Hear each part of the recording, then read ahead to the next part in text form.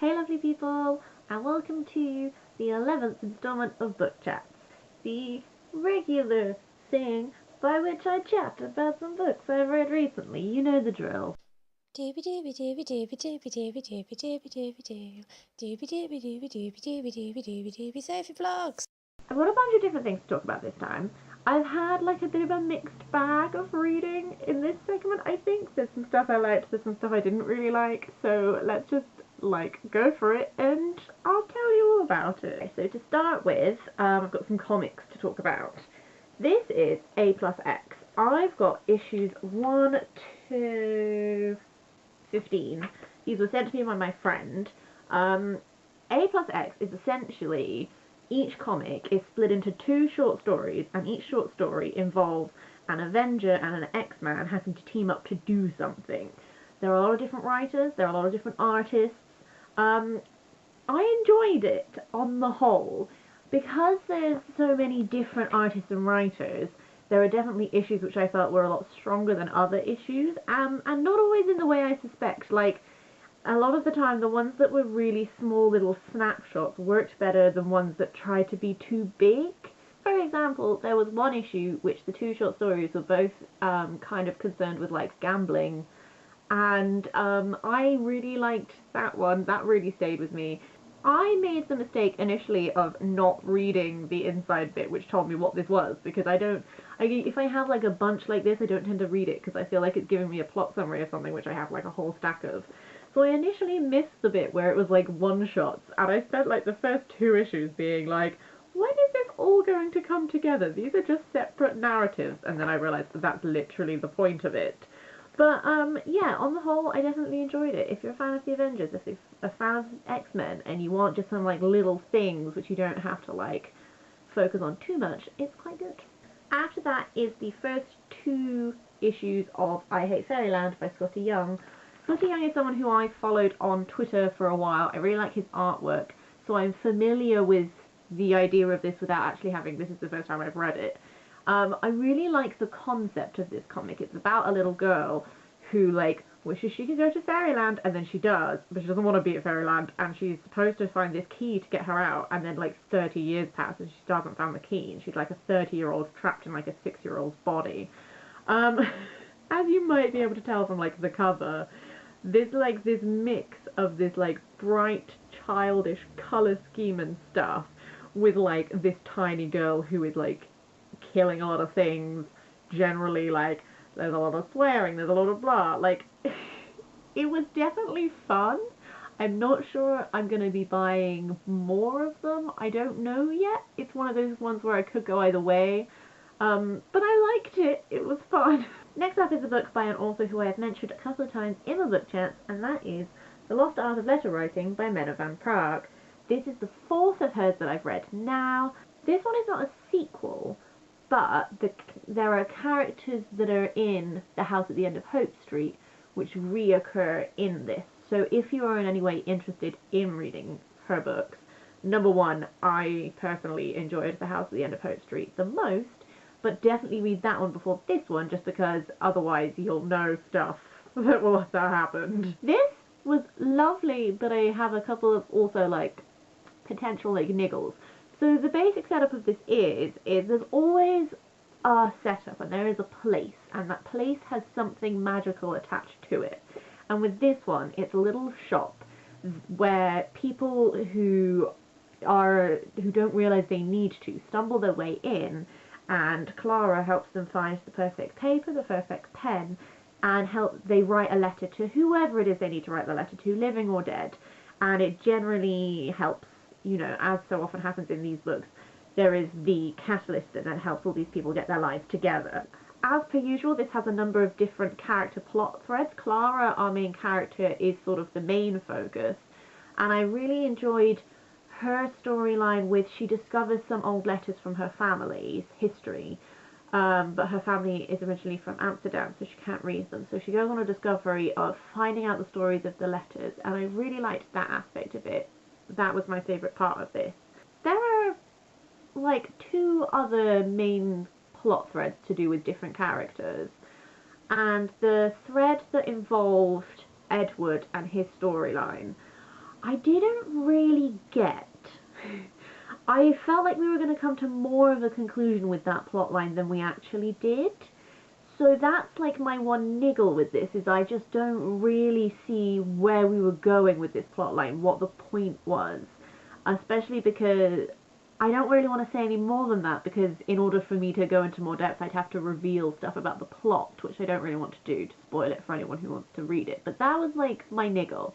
There's also a plotline with someone else that I really did enjoy as well. So like 2/3 of this I really liked, and then 1/3 of it I was like, I did also enjoy, but I just wanted a bit more of a conclusion to it, I think.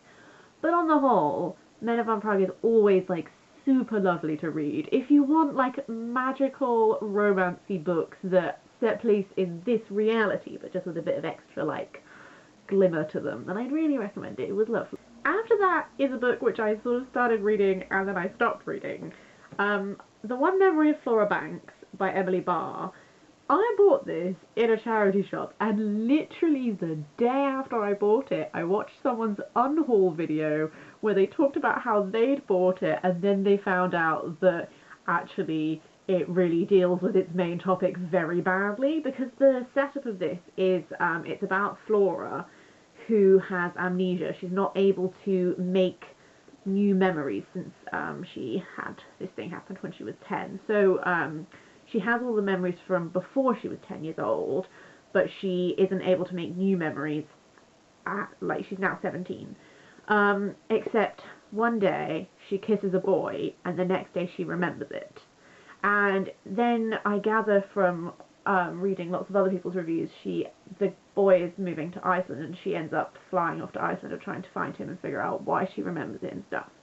The main criticism of this that I have read, which has been written by people who have lived experience of different forms of memory loss, is that there's this over-romanticization of it whereby it becomes all about this boy, and I gather there's something to do with the ending which people say contradicts that, but also like a lot of people say that doesn't really make a difference. To be honest with you, I started reading it with these things in my mind, with the outlook of I'll read it myself so I can formulate my own opinion on it, and I just didn't really connect with it. I understand that repetition is like a key part of the writing style to show what existing with this form of amnesia is like. However, I just didn't really connect with, it wasn't necessarily the repetition that was bothering me, I just didn't really connect with the writing style. I didn't find it super enjoyable to read. So I just thought, no. I thought, screw it, there are other books, and I'll read them. After that is a non-fiction book that I've been reading for a couple of months now, and that is Romany Culture and Identity. A disclaimer before I talk about my thoughts on this. I will not be using the word that begins with G that is usually used to describe Romany people, because as this book explains, and as I have read other places, that's commonly considered a slur by a lot of Romany and traveller people, and whilst some people are okay using that word to refer to themselves, a lot of people are not. So just out of respect of that, I'm just going to use Romany or traveller, or like the actual specific name of the type of Romany that I'm talking about, that sort of thing. So just throwing that out there. This was interesting. I didn't buy it. It was a book that someone else was getting rid of that I was like, could I read it? Don't throw it away. I would take it from you, because that's what always happens when people are getting rid of books. My great-great-grandmother was Romany, but my grandfather, whose side of the family it is, passed away before I was really able to like find anything out about that part of my family history, so I have no greater connection than that. But you know when you're like vaguely distantly connected to something and then you're just like always a bit curious. So I thought, I'll just have a read. This is a compilation of a bunch of different essays written by a lot of different people that cover a very wide range of topics, but also a lot of very niche topics. So just to read from the contents, some of my favourite essays in this were one about the construction of identity through narrative, folklore and the travelling people of Scotland by Donald Braid. That was really interesting. Australia, Sanctuary or Cemetery for Romanies by Ken Lee. Scottish Travellers and the Folklorists by Willie Reed. And The Puzzle of Roma Persistence, Group Identity Without a Nation by Michael Stewart. The rest of them also fine. But just to give you a sense of the breadth, other topics included song performance. There was one that looked at like everything to do with song performance and that sort of thing. One to do with like schooling and education, and to do with gender issues in regards to health. So like a massive wide range of topics. At times it was a little tricky because they are academic writings. So that's why it took me quite a while to read it, just because it's not the sort of thing I was going to sit down and like whiz my way through, because it is like a proper academic text. I found it really interesting reading about, for example, one of the essays that looked at Scottish travellers looked at the ways in which I think it was during like Victorian times, there was a resurgence in the wish to establish like an independent Scottish identity that was separate from British as a whole. And as a result, they looked at travellers and they sort of romanticised this idea of what being Romany is like, but to the detriment of actual Romany people, because they developed this stereotype and this like mysticism around it, which was actually really damaging to the actual people who were like living their lives. And like just stuff like this, it was a really interesting insights into topics which I previously knew nothing about, and I now could not still talk about confidently, but at least like, I don't know, it was super interesting. It was kind of cool to read some like proper academic texts again. I've got some more to start reading about different topics as well, which I'm gonna dive into, but it was interesting is what I'm saying. Penultimate book is one that I also didn't like. I feel like these last couple of book chats, we started off so strong and so positive, and now because I'm like working my way through books which I've just have piled up over the years, I'm just finding ones which I just don't like. And one of them is Thanks for the Memories by Cecilia Ahern. I've never read any Cecilia Ahern before. This is my first one. I didn't really like it. I really like the cover. The cover's gorgeous. This is about Joyce and Justin. Joyce has a big thing that happens which kind of leaves her like family and personal life in the shitter, essentially. So she's like adjusting to this new way of life.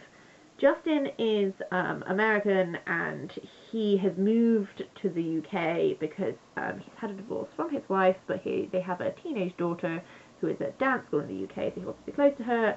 So a lot of this takes place in Ireland, split between Ireland and London, really. I'm trying to think of ways I can talk about it without just giving away the plot, because I don't want to do that if you are a potential Cecilia Ahern fan and you do want to read this. What I will say is, there is a romance in this which I just don't care about. I don't like Justin. I don't care for him as a character. I think he's a complete dick, and like he never really gets better for me. There are romance books where someone starts off being a bit of a dick, and they get a lot better throughout the book, and by the end of the book you're like, oh, I see, like you're actually like a good person, blah blah blah. He's just a dick, in my opinion. I don't like him. And as a result, I don't care about his plotline. Like, the main, plotline that apparently the back of the book seems to think is great is about Joyce having all these memories which she doesn't know where they're from. But it's really obvious where they're from, and I just don't care. The thing I cared about was Joyce's relationship with her father. That was my favourite bit of this. I found Joyce's father the most likeable character because he was quite funny at times, but also had the ability to come out with some very touching and some very moving moments. And my favourite parts of this whole book was about Joyce bonding with her father, and those moments where your family is driving you absolutely insane because they're so annoying, and then they turn around and they say something or they do something and you just remember that you love them with all of your heart. And those moments in this book, in my opinion, were the strongest parts. If you're a Cecilia Ahern fan, I do not mean this in a mean way at all. It just wasn't for me. Not all doom and gloom. I'm going to end on a high. I'm going to end on a book I really liked. And that is And the Rest is History by Jodie Taylor. I always talk about Jodie Taylor on this channel. This is the 8th book in the Chronicles of St. Mary, and fuck me was it dramatic. I can really understand how there will be people who the concept of time traveling historians might be right up your street, but you might not get on with this series because it is emotionally taxing. This book especially, there are various books in the series which are more like traumatic than others. This one really goes there again. We've got a body count happening. We've got a lot of fucking dramatic shit happens. And I can really see how you just would not have the emotional resilience to be able to keep up with this series. Because, good God, it's a roller coaster.